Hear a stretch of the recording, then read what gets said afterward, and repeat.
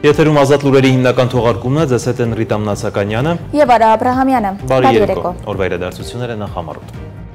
Կուրսկի շրջանը Ուկրաինայի զինված ուժերից ազատագրելու գործողությունն ավարտվել է, Ռուսաստանի Դաշնության նախագահ Վլադիմիր Պուտինին զեկուցել է գլխավոր շտաբի պետ Վալերի Գերասիմովը։ Պուտինը հանդես է եկել ելույթով շնորհավորել համակարգացիներին ու զինվորականներին։ Իրանի հարավում գտնվող Բանդար Աբաս քաղաքի նավահանգստում հզոր պայթյունի հետևանքով վիրավորների թիվը անցնում է 600-ից։ Հայտնի է տեղի ունեցածի նախնական պատճառը՝ օրվա միջազգային անցուդարձը։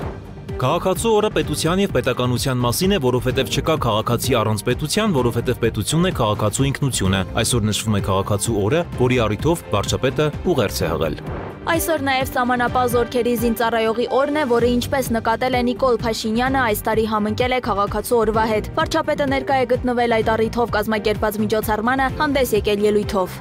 Շենգավիթի վարչական շրջանի շենքերից մեկի պատշգամբը փլուզվել է, որի հետևանքով 42-ամյա բնակչուհին ընկել է ցած։ Նա տեղափոխվել է հիվանդանոց, շաբաթվա քրեական քրոնիկոնը։ Երևանը դառնում է ավելի կանաչ մայրաքաղաքի մուտքի մոտ, աշտարակի խճուղու լանջերին հիմնվում է նոր քաղաքային անտառ։ Նպատակն է բարելավել օդի որակը, մեղմացնել կլիմայական ազդեցությունները։ Հայաստանում դիասպորտը զարգանում է։ Հովիկ Հայրապետյանի անվան դիասպորտի կենտրոնում անցկացվել է մեծահասակների Հայաստանի առաջնությունը, որին մասնակցել են մարզիկներ տարբեր ակումբներից։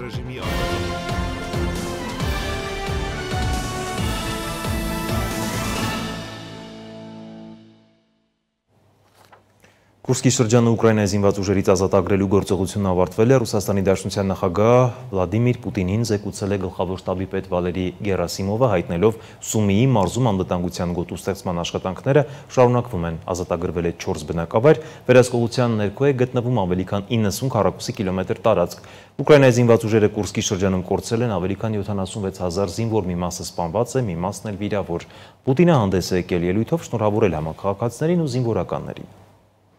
Ավանտյուրա կիևского ռեժիմը полностью провалилась։ Կուրսկի ռեժիմի արկածախնդրությունը լիովին ձախողվել է, Կուրսկի սահմանային շրջանում հակառակորդի լիակատար պարտությունը պայմաններ է ստեղծում Ռուսաստանի զինված ուժերի հետագա հաջող գործողությունների համար ռազմաճակատի այլ կարևոր հատվածներում։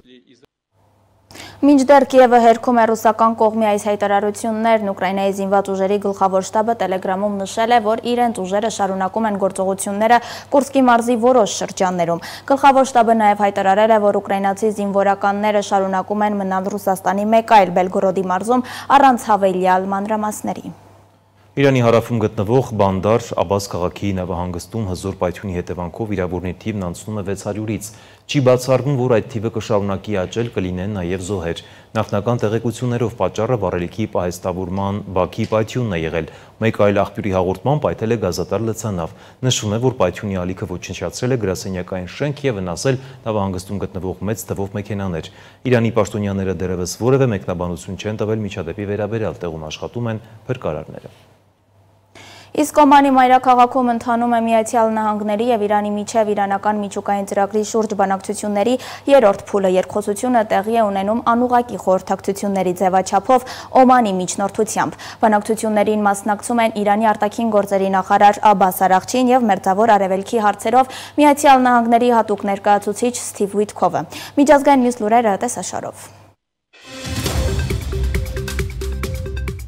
Ուկրաինայի նախագահ Վոլոդիմիր Զելենսկին հանդիպել է Միացյալ Նահանգների նախագահ Դոնալդ Թրամփի հետ։ Երկու առաջնորդներն էլ գտնվում են Հռոմում, որտեղ մասնակցում են Հռոմի Պապ Ֆրանցիսկոսի հուղարկավորությանը։ Սպիտակ տան հաղորդմամբ ԱՄՆ նախագահ Դոնալդ Թրամփը և Ուկրաինայի առաջնորդ Վոլոդիմիր Զելենսկին շատ արդյունավետ հանդիպում են ունեցել։ Առաջին շփումն էր փետրվարին Սպիտակ տան օվալաձև աշխատասենյակում տեղի ունեցած վիճաբանությունից հետո։ Այս հանդիպումից ժամեր անց Թրամփը կոչ էր արել Կիևի և Մոսկվայի միջև բարձր մակարդակի հանդիպում անցկացնել պատերազմը կանգնեցնելու հարցում համաձայնության հասնելու համար։ Ավելի վաղ նա զգուշացրել էր, որ իր վարչակազմը կդադարի Ուկրաինայում խաղաղության հասնելու ջանքերից, եթե երկու կողմերը մոտ ապագայում համաձայնության չգան։ Զելենսկին հանդիպում է ունեցել նաև Ֆրանսիայի նախագահ Էմանուել Մակրոնի հետ։ Միացյալ Նահանգների պետքարտուղար Մարկո Ռուբիոն Վաշինգտոնում ընդունել է Իրաքի փոխվարչապետ և արտաքին գործերի նախարար Ֆուադ Հուսեյնին։ Պետքարտուղարության հաղորդագրության համաձայն կողմերը քննարկել են տարածաշրջանային անվտանգության և կայունության համատեքստում Իրաքի ինքնիշխանության կարևորությունը։ Ռուբիոն բարձր է գնահատել տարածաշրջանում լարվածությունը թուլացնելու և կառուցողական երկխոսությանը նպաստելու ուղղությամբ Իրաքի գործադրած ջանքերը։ Անդրադարձ է եղել Միացյալ Նահանգների և Իրաքի միջև տնտեսական գործակցության զարգացման, առևտրի և ներդրումների ավելացման հեռանկարին։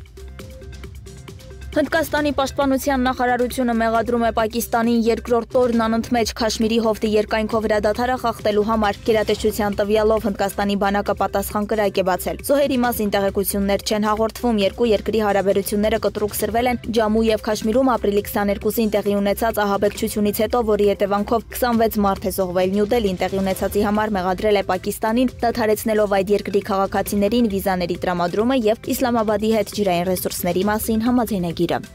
Անցած գիշեր ռուսական անօդաչու թռչող սարքերը հարձակվել են ուկրաինական Կամենսկոյե քաղաքի վրա։ Վերջին տեղեկությունների համաձայն 1 մարդ մահացել է, 4-ը 11-ամյա աղջիկ եւ 3 կին վիրավորվել, հայտնել է Դնեպրոպետրովսկի մարզային վարչակազմի ղեկավարը։ Հարձակման հետևանքով բազմահարկ շենքի 2 բնակարաններ են հրդեհվել։ Խարկովում գիշերային հրետակոծության հետևանքով 14-ամյա տղա է վիրավորվել։ Կրոպիվինսկի քաղաքը եւս ենթարկվել է ռուսական անօդաչու թռչող սարքերի զանգվածային հարձակման, գրանցվել է առնվազն 10 պայթյուն, հաղորդում են ուկրաինական լրատվամիջոցները։ Զոհերի կամ վիրավորների մասին տեղեկություններ դեռ չկան։ Եմենի Անսար Ալլահ ապստամբական շարժման հութիները հիպերձայնային բալիստիկ հրթիռով հարվածել են իսրայելական Նևատիմ ավիաբազային, այդնում է ապստամբների ռազմական ներկայացուցիչը։ Նրա խոսքով Իսրայելի հակաօդային պաշտպանության համակարգերը չեն կարողացել որսալ հրթիռը, որը հաջողությամբ խոցել է նախատեսված թիրախը։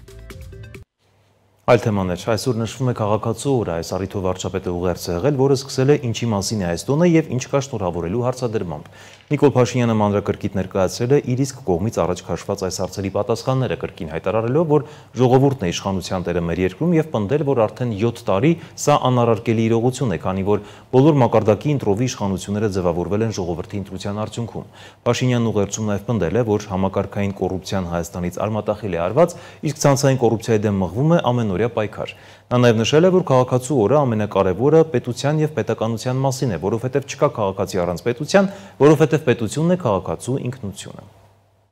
Հեղափոխությունից հետո քաղաքացին է պետության տերը։ Այս առանցքային փոփոխությունն է, որ մեզանում պետք է դառնա ոչ միայն գիտակցություն, սոցիալ հոգեբանություն, ավանդույթ, այլև ամենօրյա գործելակերպ։ Ու սա ճանապարհ է, որն անցնելով կկարողանանք ապահովել մեր բարձրագույն նպատակը, մեր անկախ պետության, Հայաստանի Հանրապետության հարատևությունը։ Այդ ճանապարհն անցնում է արտաքին ու ներքին քաղաքականության բարդ հանգույցների, երբեմն փլուզումների եւ ողբերգությունների միջով։ Բայց մենք անցնում ենք այդ ճանապարհը ոչ մի րոպե տեսադաշտից բաց չթողնելով քաղաքացու առանցքային ինքնության, պետության շահը։ Սա դժվար, բայց անխուսափելի ճանապարհ է անկախության, ինքնիշխանության, պետական գիտակցության ու խաղաղության ճանապարհ, եւ այդ ճանապարհը մենք անցնելու ենք առանց ծափահարությունների ակնկալիքի, փառք նահատակներին եւ կեցցե Հայաստանի Հանրապետությունը, կեցցե Հայաստանի Հանրապետության քաղաքացին։ Այսօր նաև սահմանապահ զորքերի զինծառայողի օրն է, որը ինչպես նկատել է Նիկոլ Փաշինյանը, այս տարի համընկել է քաղաքացու օրվա հետ։ Վարչապետը ներկա է գտնվել այդ առիթով կազմակերպված միջոցառմանը հանդես եկել ուղերձով։ Նրա խոսքով այս համընկումը խորհրդանշական է, որովհետև եւ քաղաքացին եւ սահմանն ունեն մի կարևոր հենման կետ, եւ այդ հենման կետը պետությունն է։ Չի լինում քաղաքացի առանց պետության եւ չի լինում սահման առանց պետության։ Եվ այս խաչմերուկում, այս հատման կետում է, որ տեղի է ունենում այն գաղափարախոսական վերափոխումը, որ տեղի է ունենում Հայաստանի Հանրապետությունում։ Եվ պիտի ընդգծեմ, որ դա շատ կարևոր գաղափարական վերափոխում է,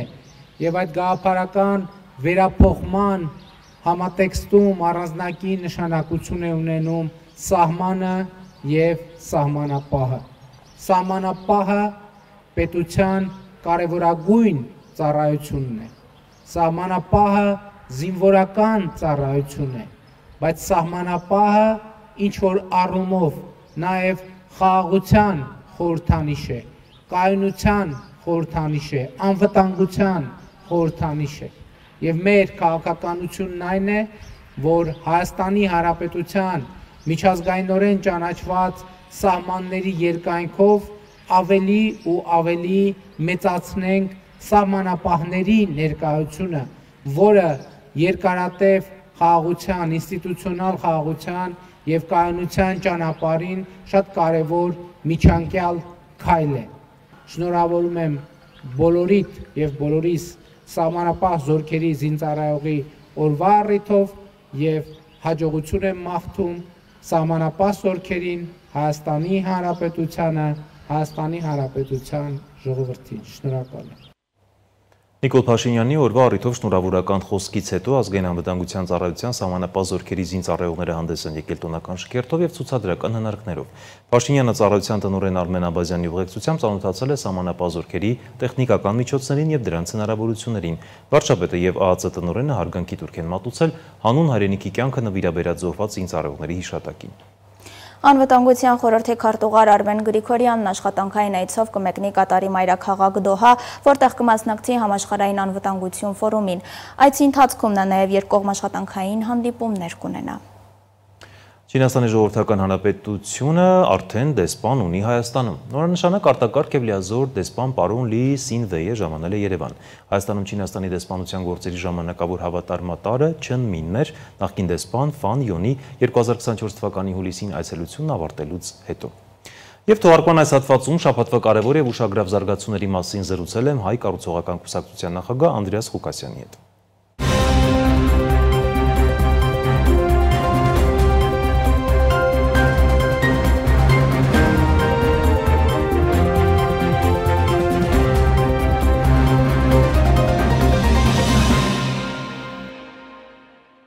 Բարի եկեք, պարոն Ղուկասյան, շնորհակալություն հրավերն ընդունելու համար։ Բարև ձեզ։ Միասին փորձելու ենք ամփոփել անցնող շաբաթվա կարևոր եւ ուշագրավ իրադարձությունները։ Ադրբեջանը կրկին իր սադրիչ գործողությունները շարունակում է, ապրիլի 20-ին, 21-ին, 22-ին կրակեցին կրկին Խոզնավարի ուղղությամբ։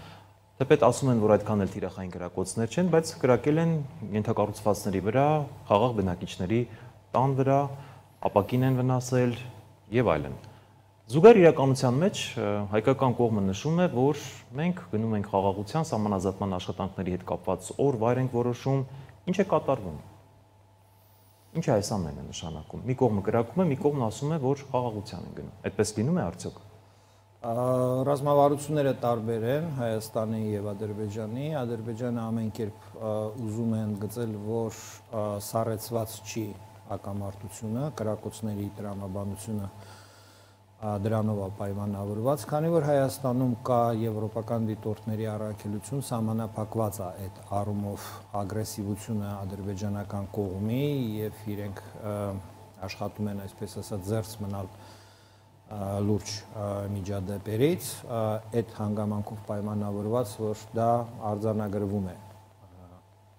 այս վիճակով եւ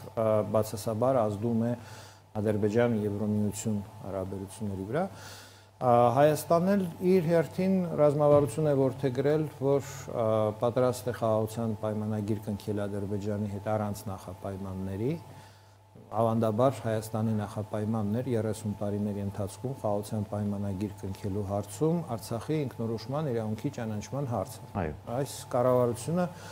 այդ հարցը հանել է նախապայմաններից եւ առանց նախապայմանների պատրաստ է կնքել Ադրբեջանի հետ խաղաղության պայմանագիր։ Դա ինչ է ենթադրում, առանց նախապայմանների խաղաղության պայմանագիր հնարավոր է կնքել արդյոք։ Դա նշանակում է, որ Արցախի կարգավիճակի հարցը ամբողջությամբ անցնում է Ֆրանսիային եւ Եվրոմիությանը։ Այսինքն Հայաստանի Հանրապետությունը այդ հարցի վրա, կարգավիճակի հարցի վրա ազդելու որևէ լծակ նման քաղաքականության վարելու դեպքում չունի եւ այդ հարցի ապագան ամբողջովին կապված է լինելու Ֆրանսիայից եւ Եվրոմիությունից։ Դա ունի եւ դրական եւ բացասական կողմեր։ Բացասական գլխավոր կողմը այն է, որ հայ ժողովուրդը կարծես կորցնում է լծակները այդ հարցի վրա ազդելու։ Հիմա ունենք ինչ որ ունենք, սա իշխող ուժի որդեգրած քաղաքականությունն է, արդարացվում է նրանով, որ իբր դա հնարավորություն է տալիս քիչ թե շատ սառեցված վիճակով պահել դրությունը շփման գծում։ Ադրբեջանն էլ ամեն կերպ ուզում են գծել, որ ոչ, դա Հայաստանի նմանատիպ քաղաքականությունը հնարավորություն չի տալու սառեցված համարել այս հակամարտությունը, ինքը շարունակում է այդ կրակոցները նպատակ ունենալով շեշտը պահել խնդրի չկարգավորված լինելու վրա։ Բացի այդ լսում ենք նախապայմանները Ադրբեջանի, որոնք ուղղված են խաղաղության պայմանագիրը չկնքելու մոտակա տարիներին։ Երակամիսկի խմբի պետք է անմիջապես լուծարում, սահմանադրության փոփոխություն ու էլի լիքը բաներ։ Մենք հասկանում ենք, որ Մինսկի խմբի պիտի հասկանանք լուծարելու համար հարկավոր է բացի Հայաստանից եւ Ադրբեջանից եւս 55 պետության համաձայնեցում։ Այսինքն դա այդքան հեշտ 1 օրում, 1 ժամում լուծելի հարց չէ։ Բացի դրանից դժվար թե Ֆրանսիան հրաժարվի մանդատից Մինսկի խմբի համանախագահի, եթե ԱՄՆ-ի եւ Ռուսաստանի հարցով կարելի է, այսպես ասած, նման բան ենթադրել, թեկուզ, բայց Ֆրանսիայի մասով դա քիչ հավանական է։ Բացի այդ, այլ պետություններ կան, որոնք նույնպես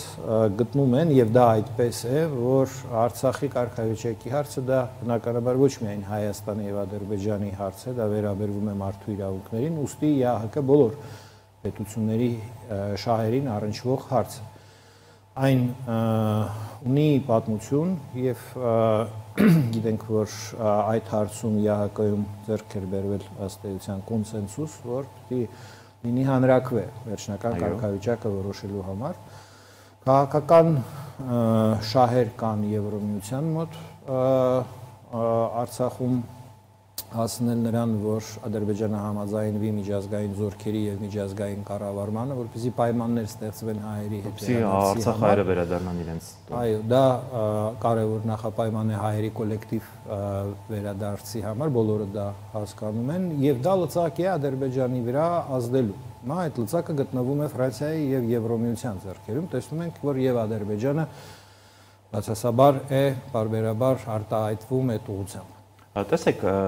ինչպես դուք նշեցիք ճիշտ, Եվրամիությունը նույնպես մեծ դերակատարում ունի, վերջերս Կայա Կալասն էր Եվրամիության բարձր ներկայացուցիչ այստեղ հանդիպեց մեր իշխանությանը, բարձրաստիճան պաշտոնյաներին, ԱԳՆ-ին եւ այլն եւ խոսեց, որ այո, շատ լավ է, պետք է խաղաղությունը կնքվի եւ այլն։ Հաջորդիվ արդեն Ալիևի մոտ հանդիպմանը Բաքվում, կարծես խոսույթը փոխվեց եւ նույն Կայա Կալասը նշեց, որ Ադրբեջանը իրենց համար շատ կարևոր ռազմավարական գործընկեր է, էներգետիկայի մասով, այլ ընտրանքներ Ռուսաստանի եւ այսպես շարունակ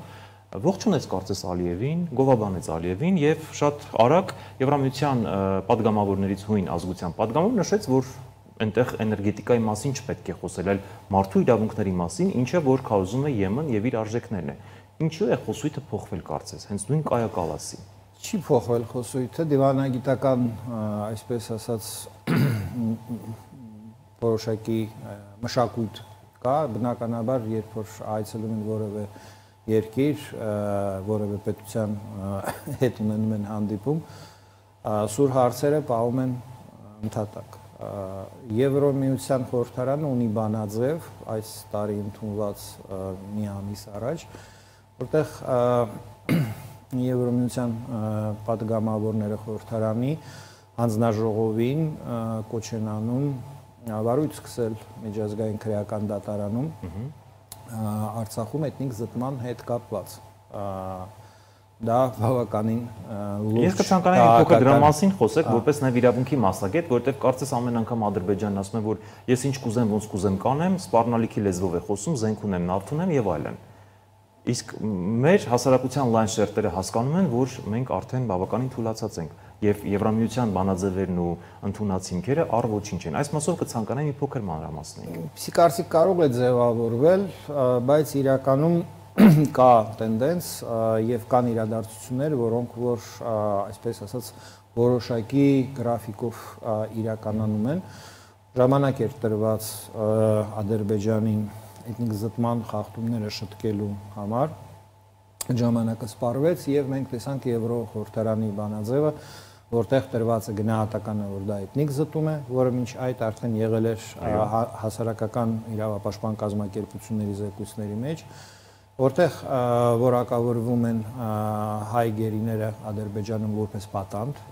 դա կարգավիճակ է իրավական, եւ որտեղ դատավարությունը այսօրվա իրենց դեմ որակավորվում է որպես ֆարս։ Կեղծ դատավարություն։ Կեղծ դատավարություն, այսինքն այն բոլոր գործողությունները, որոնք որ Ադրբեջանի իշխանությունները իրականացվում են, մերժվում են Եվրոպական խորհրդարանի կողմից, իսկ Եվրոպական խորհրդարանը ինչ բան է, դա եվրոպական իշխող կարելի է ասել առաջատար կուսակցությունների ձևավորած խորհրդարան է եւ ասել, որ իր ազդեցությունը ԵՄ-ի գործադիր մարմինների վրա, ԵՄ պետությունների, անդամ պետությունների քաղաքականության վրա, այսպես ասած, զրո է, դա սխալ կլիներ, հակառակը։ Իշխող ուժերը Եվրոմիության անդամ պետությունների, այսպես ասած, իրենց օրակարգ առաջ են տանում եւ խորհրդարանի միջոցով, եւ Եվրոհանձնաժողովի միջոցով։ Եվրոխորհրդարանի ռազմավարություն, Եվրոպական միության ռազմավարությունը Ադրբեջանի նկատմամբ եղել է ժամկետներ տալ եւ այդ ժամկետների կարելի է տեսնել, որ փոխկապակցված են էներգետիկ օրակարգի հետ, Եվրոմիությունը արագ քայլերով ազատվում է Ռուսաստանի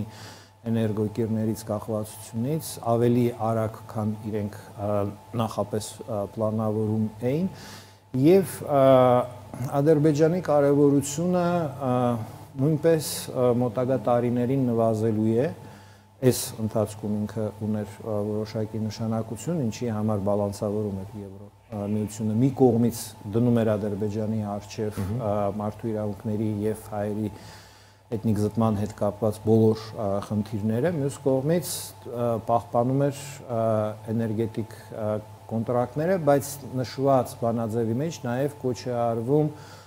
սառեցնել էներգետիկ մեմորանդումը եւ մենք տեսնում ենք ինչ էներգետիկ մեմորանդումը Եվրոմիության եւ Ադրբեջանի հետ դա քաղաքական գործիք էր Ադրբեջանում խոշոր ներդրումներ կատարելու համար կանանչ էներգետիկայի ոլորտում Գերմանիան այդտեղ կարևոր դերակատարություն պիտի լիներ տեսնում ենք որ դա դադարեցված է իրականում այդ այցելությունները, որոնք որ տեղի ունեցան, իրենք նույնպես ֆիքսեցին հետևյալը, որ մինչև Ադրբեջանը չընդունի միջազգային Եվրոմիության պահանջները, այն են համաձայնվել, որ Արցախի տարածքը, նախկին Լեռնային Ղարաբաղի ինքնավար տարածքը, անցնի նախկին Լղիմի տարածքը անցնի միջազգային հսկողության տակ եւ այնտեղ տեղակայվեն միջազգային զորքեր, իսկ զուգահեռ տեսնում ենք, որ Եվրոմիությունը եւ իր ռազմական ուժերն է ձևավորում ՆԱՏՕ-ի, այսպես ասած, կազմից դուրս, այսինքն բոլոր գործիքները աստիճանաբար ձևավորվում են եւ ապագայում, մոտ ապագայում կակետ, երբ որ Եվրոմիության եւ Ադրբեջանի հարաբերությունները կհասնեն ինչ-որ ճշմարտության կետին, երբ որ պիտի կամ այս կողմ, կամ այն կողմ վճռական որոշում կայացվի։ Ադրբեջանը գիտի դրա մասին, հույսեր ունի, որ մինչ այդ ինչ-որ աշխարհաքաղաքական փոփոխություններ կլինեն, որ հնարավորություն իրեն կտա փոխարինել Եվրոմիությունը Եվրոմիության շուկան այլ շուկաներով կամ գտնել Եվրոմիության հետ ինչ-որ կոմպրոմիս, բայց այս պահի դրությամբ Ադրբեջանը քրիտիկական կախվածություն ունի Եվրոմիությունից եւ եթե Եվրոմիությունը էներգետիկ ոլորտում կտրուկ որոշումներ կայացնի Ադրբեջանում իշխանափոխության հավանականությունը կտրուկ կբարձրանա բայց կարծում եք որ 30 տարի հա իշխելուց հետո հայր որդի հիմա էլ մյուս որդուն են պատրաստում Չեմ կարծում որ Եվրոմիությունում քաղաքական գործիչների համար դա արգումենտ է արգումենտ չէ Ընդհակառակը բոլորը հասկանում են որ քանի Ալիևը իշխանության է այստեղ որևէ առաջընթաց խաղաղության հասնելու Ադրբեջանի զարգացման համար չի կարող նույնիսկ ադրբեջանցիներն են պատանդ կարծես հենց նույն Ալիևի Առաջի պատանդը հենց Ադրբեջանի ժողովուրդն է երկրորդ զոհը հայերն են կարելի է ասել այսպես Պարզապես կան ավելի շատ գործոններ այդ թվում եւ իսլամիստական ազդեցության վտանգը որ Ադրբեջանում որևէ գործընթաց, որը կարող է բերել իշխանափոխության, չբերի իսլամական ուժերի իշխանության գալու եւ Իրանի ազդեցության մեծացման։ Ինչ որ վերաբերվում է միջազգային խաղաղարար ուժերի օրինակ հարցին, միջազգային հանրությունը նույնպես որոշակի կոմպրոմիսի գնաց եւ Իրանի ռազմական ուժերը ճանաչեց որպես ՄԱԿ-ի խաղաղարար ուժերի հնարավոր մասնակից ես դա կապում եմ հենց Արցախի հարցի հետ այսինքն դրանով հորակարգից դուրս բերվեց Իրանի անհամաձայնությունը Արցախում միջազգային խաղաղարար ուժեր տեղակայելու հարցում մենք գիտենք որ այդպիսի անհամաձայնություն եղել է կար եւ հավանաբար դա հանված է այդ քայլի միջոցով որ Իրանը նույնպես տեսականորեն կարող է հրավիրվել որպես մասնակից նման խաղաղարար օպերացիայի Իրանը մեծ հաշվով շահագրգռված է միջազգային այդ կարգի օպերացիայում մասնակցել դա Իրանի համար կարևոր է ընդհանուր քաղաքական իր, այսպես ասած, շատ լավ խնդիրներից ելնելով, բացի այդ դա եւ հանում է այն մտավախությունները, որ Արցախի տարածքում տեղակայված միջազգային խաղաղ ուժերը կարող են օգտագործվել Իրանի դեմ։ Այսօր Իրանը ավելի մեծ վտանգներ ունի Ադրբեջանի ներկա։ Դա ուզում ասել, քանի որ այն նույն Իսրայելի հետ իրենք ունենալով սերտ հարաբերություններ եւ այլն։ Հիմա փորձենք ամփոփել մեր այսօրվա հարցազրույցը եւ շատ կարեւոր հարց է քննարկվում հասարակության լայն շերտերի մոտ եւ բոլորիս մոտ, որ արժևում մայիսի 9-ը եւ վարչապետը հրավիրված է Ռուսաստանի Դաշնություն Պուտինի հետ հանդիպման հաղթանակի տոնակատարության մասով։ ԵՄ-ից կրկին հնչեցին հայտարարություններ, որ այն երկրները, որոնք չեն գնա այդ օրը Ուկրաինա կգնան Ռուսաստանի Դաշնություն, բավականին լուրջ խնդիրներ կունենան մեր մասով։ Այս մասով ինչ պետք է անենք, ինչպիսի քաղաքականություն պետք է վարենք, արդյոք պետք է գնա, կգնա եւ այլն։ Այս մասով ձեր դիտարկումը շատ կարճ։ Համոզմունքն է, որ որքան Հայաստանը մոտ եւ արագ ինտեգրվի Եվրոմիության հետ, այդքան մեզ համար լավ, որովհետեւ լինելով Եվրոմիության անդամ Հայաստանը առանց նախապայմանների Թուրքիայի հետ սահմանի բացելու հնարավորություն կստանա։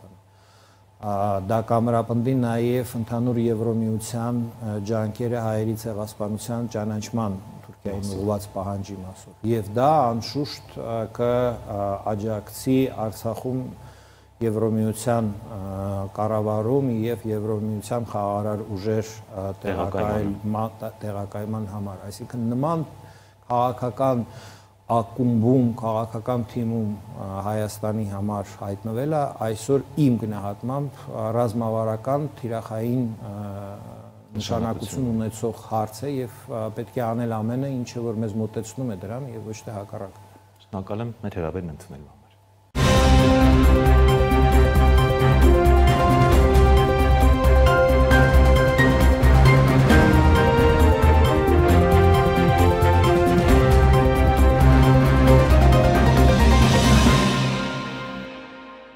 Շարունակում ենք թողարկումը այսօր ժամը 13:20-ի սահմաններում Շենգավիթի վարչական շրջանի շենքերից մեկի պատշգամբը փլուզվել է, որի հետևանքով 42-ամյա բնակչուհին ընկելեցած։ Նա տեղափոխվել է հիվանդանոց, բժիշկները պայքարում են նրա կյանքի համար։ Շաբաթվա քրեական քրոնիկոնը։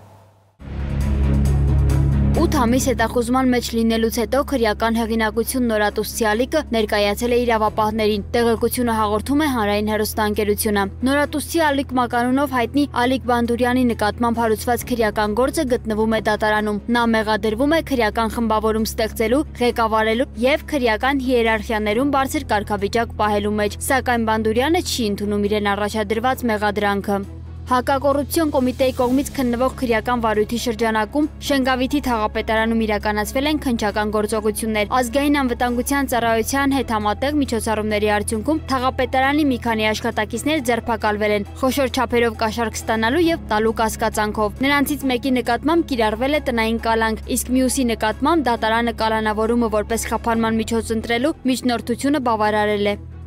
Քննչական կոմիտեն հայտնում է, որ Շիրակի մարզի համայնքապետարաններից մեկում կատարված չարաշահումների վերաբերյալ ստացել են փաստական տվյալներ։ Համայնքապետարանի առաջատար մասնագետ ՍՀ-ն օգտագործելով նախկին ղեկավարի փոխանցած նույնականացման քարտը եւ գաղտնաբառը կատարել է ֆինանսական խարդախություն, կազմելով կեղծ հաշվետվություններ եւ մուտք գործելով հաշվապահական ծրագրեր։ Նա համայնքի բյուջեից տարանցիկ հաշիվներին է փոխանցել գումարներ, որոնք հետո օգտագործել է սեփական շահերի համար։ Վերջնական արդյունքով նա խարդախությամբ հափշտակել է 49 միլիոնից ավելի դրամ։ Նախաքննության ընթացքում համայնքային բյուջե է վերականգնվել 4.5 միլիոն դրամը։ ՍՀ-ին մեղադրանք է առաջադրվել խոշոր չափերով խարդախության համար եւ նրա նկատմամբ կիրառվել է բացակայելու արգելք։ Քրեական վարույթը շարունակվում է։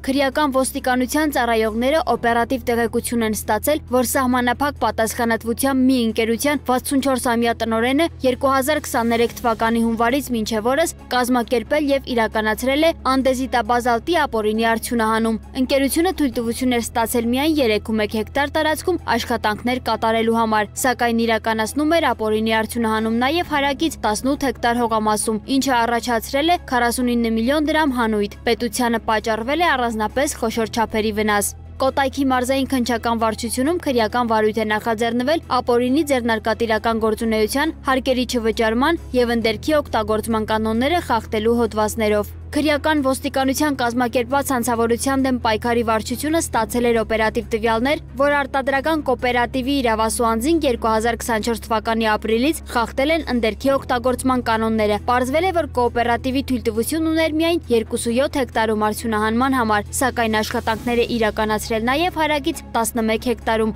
արդյունահանելով շուրջ 13.700 խորանարդ մետր խարամի ավազ։ Հանույթը վաճառվել է մոտ 41 միլիոն դրամով, պետությանը պատճառելով առանձնապես խոշոր վնաս։ Դեպքի առթիվ Արագածոտնի մարզային քննչական վարչությունում նախաձեռնվել է քրեական վարույթ։ Նախաքննությունն ընթանում է։ Բնապահպանության եւ ընդերքի տեսչական մարմնի աշխատակիցները Սևան ազգային պարկի հատուկ պահպանվող տարածքում արձանագրել են բնապահպանական իրավախախտումներ։ Սևան Ծովագյուղ Դիլիջան ավտոմայրուղի աչակողմյան հատվածում նախկին տապան ռեստորանի տարածքում վարձակալ EN ի սահմանված տարածքից դուրս Սևանա լճի 3851 քառակուսի կիլոմետր ջրային եւ 765 քառակուսի կիլոմետր ափամերձյա հատվածում իրականացրել է ապօրինի հարթեցման եւ քարալեցման աշխատանքներ։ Հաշվարկելով շրջակա միջավայրին պատճառել է 3.244.086 դրամի վնաս։ Վարչական վարույթի նյութերով տեսչական մարմինը հաղորդում է ներկայացրել գլխավոր դատախազություն առերևույթ հանձանքի վերաբերյալ։ Պեկի ներքին անվտանգության վարչությունը ստացել էր օպերատիվ տեղեկություններ, որ Իրանից ներթափանցող բեռնատարում մաքսային հսկողությունից թաքնված ապրանք կա։ Ագարակ սահմանային անցակետում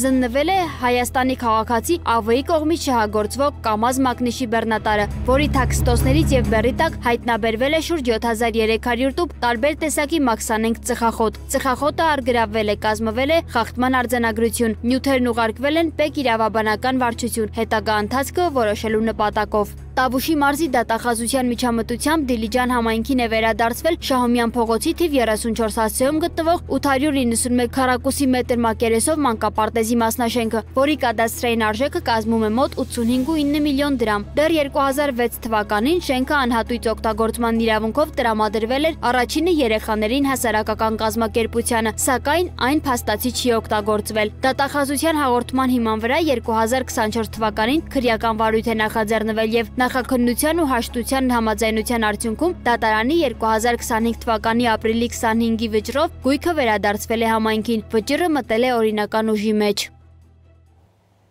Երևանը դառնում է ավելի կանաչ, մայրաքաղաքի մուտքի մոտ աշտարակի խճուղու լանջերին հիմնվում է նոր քաղաքային անտառ։ Ծրագիրը մեկնարկել է Երևանի էկոլոգիական բարելավման եւ կանաչ օղակի ձևավորման ռազմավարության շրջանակում։ Տարածքում արդեն տնկվել է ավելի քան 1250 ծառ եւ թուփ, տեղադրվել ոռոգման համակարգ։ Նպատակն է բարելավել օդի որակը, մեղմացնել կլիմայական ազդեցությունները եւ ապահովել բնապահպանական կայուն զարգացում։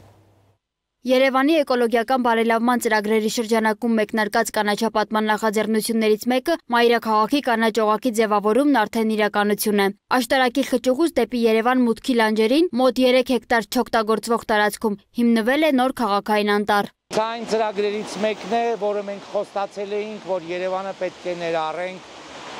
շրջապատենք իր մուտքերով, կանաչ տարածքներով, մեծ նշանակություն ունի թե քամիների ուղղությունների համար եւ թե Երևանամերձ տարածքներից, հանքերից, փոշու Երևան ներթափանցման ուրեմն դեմ պայքարի մեծ միջոցներ են սրանք հանդիսանալու։ Նորաստեղծ կանաչ գոտում արդեն տնկվել է ավելի քան 1250 ծառ եւ թուփ, իսկ տարածքն ապահովվել է ժամանակակից ոռոգման համակարգով, ինչը հնարավորություն կտա կանաչ տարածքը պահել կենսունակ եւ խնամված։ Բացի էկոլոգիական նշանակությունից, այս նախագիծը նպատակ ունի նաև բարելավելու քաղաքի տեսքը, ձևավորելով գեղագիտական եւ գործառնական արժեք ունեցող բնապատկեր։ Վերևի մասում տնկվելու են գնդաձև կատալպաներ, կլոր գնդաձև սաղարթ ստեղծող ծառատեսակներ, դա էլ է հաշվարկված, այնտեղ պետք չի մեծ ծառեր տնկել, որպեսզի տեսադաշտը չփակվի երթևեկող մեքենաների համար։ Իսկ այստեղ տնկվում են ուրեմն առաջի շարքով կատալպասովորական հասուն 10 տարեկան ծառեր, երկրորդ շարքով հացենիներ են,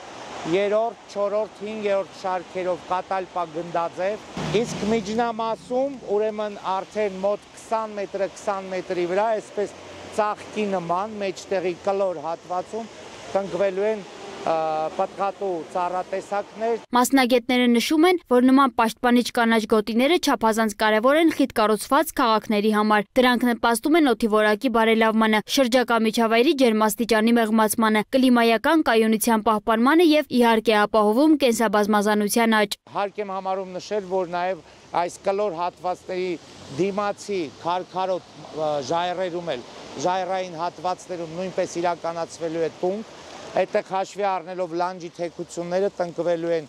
գիհի կազակական տեսակներ, որը շատ գեղեցիկ, ուրեմն կփակեն այդ լանջը եւ ամբողջ այս հատվածները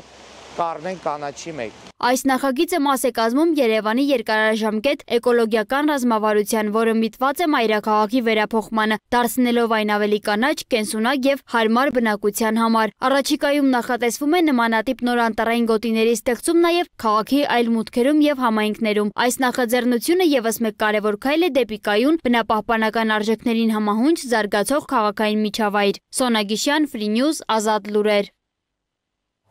Հայաստանում ձիասպորտը զարգանում է։ Հովիկ Հայրապետյանի անվան ձիասպորտի կենտրոնում անցկացվել է մեծահասակների Հայաստանի առաջնությունը, որին մասնակցել են մարզիկներ տարբեր ակումբներից։ Մրցումային հարթակում այս անգամ եւս երևացին ձիասպորտի յուրահատուկ առանձնահատկությունները՝ նժույգի եւ մարզիկի սերտ գործակցությունը, սեռային հավասարությունը եւ բարձրագույն սպորտային պատրաստվածությունը։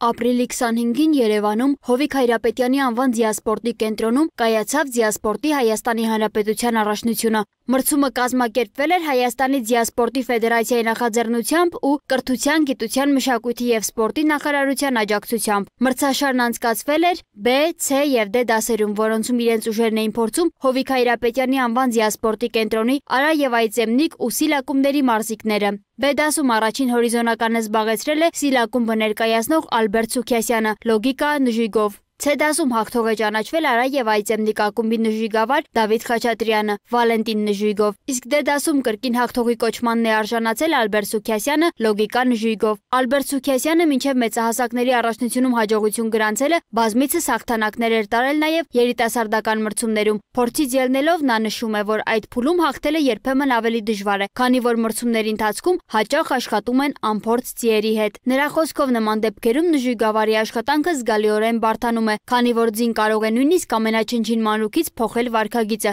ինչը պահանջում է առավել մեծ զգոնություն եւ հմտություն։ Մարզիկը պետք է ժամանակ չխառնվի իրար եւ այդ ժամանակ փորձի ավելի սառը եւ ճիշտ լուծում տալ, որովհետեւ նժույգը երբ որ զգում է, որ դու ես խառնվել իրար, կարող է արդեն ինքը ավելի սկսել լարվել եւ չստացվի քո մրցելույթը։ Ձիասպորտը որպես օլիմպիական սպորտաձև ունի 3 մրցաձևեր՝ արգելքների հաղթահարում, գեղավարք եւ եռամարտ, որոնցից ամենատարածվածը արգելքների հաղթահարումն է։ Հայաստանը վերջին տարիներին նկատելի ջանքեր է գործադրում այս սպորտաձևի զարգացման ուղղությամբ, թե ենթակառուցվածքների բարելավման, թե մարզիկների պատրաստման տեսանկյունից։ Ձիարշավարանը Հայաստանում ստեղծվել է 1953 թվականին,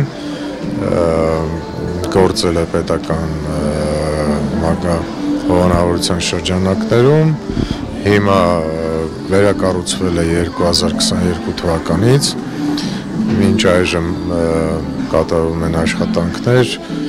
էլ ավելի բարելավելու պայմանները։ Ձիասպորտը եզակի է նաև նրանով, որ տղամարդիկ եւ կանայք հավասար ուժերով են մրցում նույն հարթակում։ Սա այն մարզաձևերից է, որտեղ առավելություն ստանալը կախված է ոչ միայն ֆիզիկական ուժից, այլև նժույգի հետ հոգեբանական կապից, հանդարտությունից, ճշգրտությունից ու համառ վարժանքներից։ Նժույգավարի ու ձիու միջև ներդաշնակգործակցությունն այս սպորտաձևում առանցքային նշանակություն ունի, քանի որ նույնիսկ ամենափոքր սխալը կարող է ազդել ամբողջ ելույթի վրա։ Հայ նժույգավարները բացի հայաստանյան առաջնություններից հանդես են եկել նաև միջազգային տարբեր հարթակներում։ Նախորդ տարի սեպտեմբերին Հայաստանի ձիասպորտի հավաքականի անդամ Ալբերտ Սուքյասյանը սպեկտրալ նժույգով Թբիլիսիում մասնակցել է աշխարհի գավաթի որակավորման փուլին եւ հաջողությամբ հաղթահարելով 140 սանտիմետր բարձրությամբ արգելքները մրցանակային տեղ է զբաղեցրել։ Նորայր Ստեփանյանն էլ տեղեկացրել է, որ այս պահին արտերկրում ունենք մարզիկներ, որոնք հանդես կգան տարբեր հարթակներում։ Այս ընթացքում հիմա Դուբայում ունենք մարզիկ, որը այնտեղ է մարզվում, ներկայացնում է արգելքների հաղթահարումը։ Գեղավարք մրցաձևից ունենք 2 մարզիկներ, որոնք պատրաստվում են վարկանիշային մրցումներին Գերմանիայում եւ տեղային մրցումները անց է կացվում հիմնականում ամեն ամիս հաճախականությամբ պլանավորում ենք այս տարի հոկտեմբերին անցկացնել հոկտեմբերի 16-ից 19, եթե ամեն ինչ հաջող գնա միջազգային մրցում, որը կտա մեզ հնարավորություն հաջորդ տարի անցկացնել Հայաստանում աշխարհի գավաթի հերթական փուլերից մեկը։ Այս առաջնությունը եւս մեկ քայլ էր Հայաստանում դիասպորտի ակտիվացման եւ նոր սերունդի մոտ այս գեղեցիկ սպորտաձևի հանդեպ հետաքրքրություն արթնացնելու ճանապարհին։ Սոնա Գիշյան, Տիգրան Ղազարյան, Free News, Ազատ լուրեր։ Այս ժամի համար այսքանը, թողարկման ավարտին ծանոթացեք նաև եղանակային կանխատեսումներին, հաջողություն։ Ցտեսություն։